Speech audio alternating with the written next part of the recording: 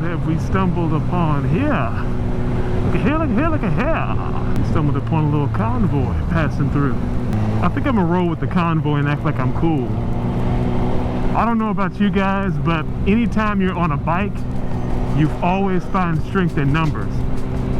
More people are gonna see you as an individual if you ride with a group. It's obvious. And since I really don't have any rush to get anywhere, I think I'm gonna chill with these guys.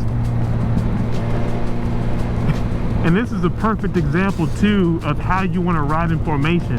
You see how their formation staggered. You see that, right?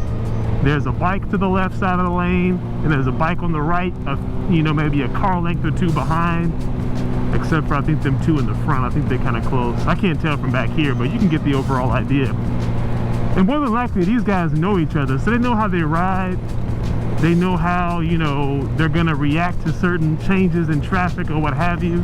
So they could ride in a bit of a tighter knit formation, but something like this is the maximum size group that I would want to ride in, because you can feel safe that way. When you bob in the street and you're taking up like 3 lanes of traffic, it becomes a big problem more often than not. So you can see I'm just trying to fall in line with them. And I think there's a traffic issue here. Yeah, center lane closed, so yeah, pay attention. I'm gonna let these guys go ahead and go. So just to give you guys an example, that example of formation is exactly how I would prefer to ride in a group, because it's manageable. You can manage that type of a group. You know what I mean? Most guys who like to ride in groups, they just want to mob the street. I'm not about that life. You won't catch me out there mobbing the streets, running from the cops, cracking wheelies everywhere. You know what I'm saying? It's just not who I am. And then you got people like this that just cut out and go like super slow in front of you. But that's okay. Show them some love.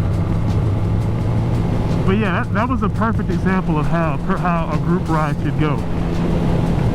As soon as you get that group over like 10 people, 20 people, it's like, okay. When the group starts to hit double digits is when it becomes a big problem, because you can't control that. Not saying that you've got to be like, you know, super slow on the entire ride. That's not the point. The point is just you're trying to get somewhere. That's really the goal. These cats over here, they're trying to get somewhere. You know, if they've got the headsets like the Sena, Cardo, you know, whatever, they can communicate with each other without having to worry about trying to figure out, oh, where are you going, what are you doing?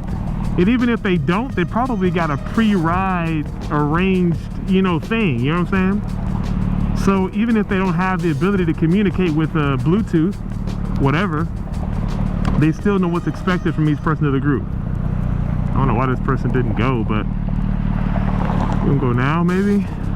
Cool.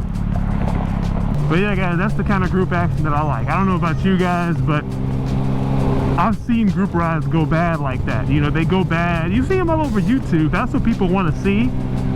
I personally can watch it and laugh and say, man, they look so stupid.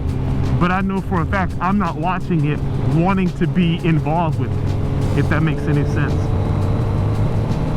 So if you're going to ride with a group, do it smart.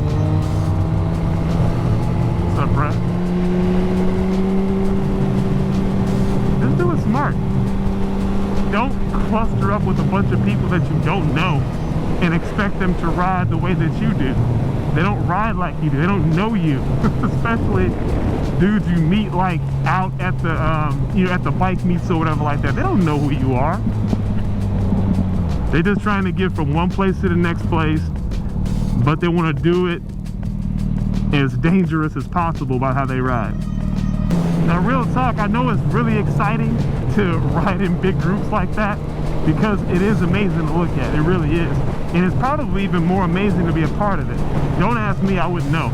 But for people that I know that have ridden in those big groups where it's gotten out of hand, I guess you could say, it got crazy, you know, as long as they don't get caught, they'll go back. But the minute that somebody gets caught up by the cops, the minute somebody ends up getting cut off by another biker that wasn't paying attention, that's when the fun stops.